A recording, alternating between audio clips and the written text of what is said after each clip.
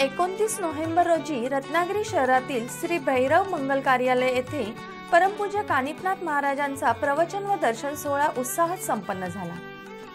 तुम्ही समाजसेवा करत राहा, तुमची देवपूजा आपोआप फलरूप होईल, अशा शब्दात परमपूज्य कानिफनाथ महाराजांनी संपूर्ण आयुष्याकडे पाहण्याची वेगळी दृष्टी भाविकांना दिली।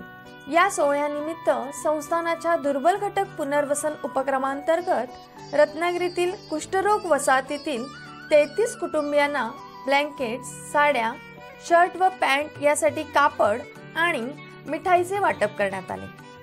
दुर्धर आजारामुळे समाजापासून थोडं अलिप्त जीवन जगणाऱ्या या गरीब कुष्ठरोग पीडित कुटुंबियांना या मदतीमुळे काही आनंदाचे क्षण परमपूज्य कानिफनाथ महाराजांच्या सहवासात अनुभवता आले।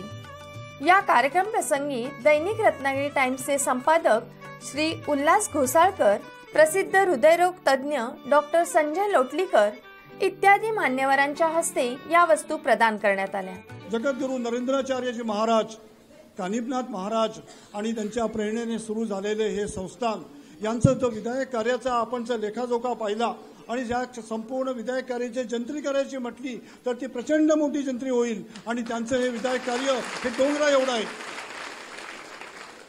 परंतु त्यांचे डोंगरा एवढे जे कार्य आहे हे डोंगरा एवढं कार्य या भूमीला अतिशय म्हणजे प्रेरणादायी आहे, अभिमानास्पद आहे।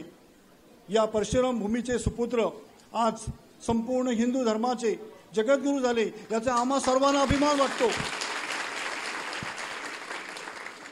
त्याचबरोबर मागील काही वर्षापासून हा जो संप्रदाय आहे, नरेंद्र स्वामींचे जे संपूर्ण महाराष्ट्रामध्ये नव्हे तर देशामध्ये परदेशामध्ये जे भक्तजन आहेत त्यांची युवा आघाडी, युवा फ्रंट म्हणू आपण, ती सांभाळण्याचं कार्य देखील कानिफनाथ महाराजांनी समर्थपणे पार पाडलेलं आहे।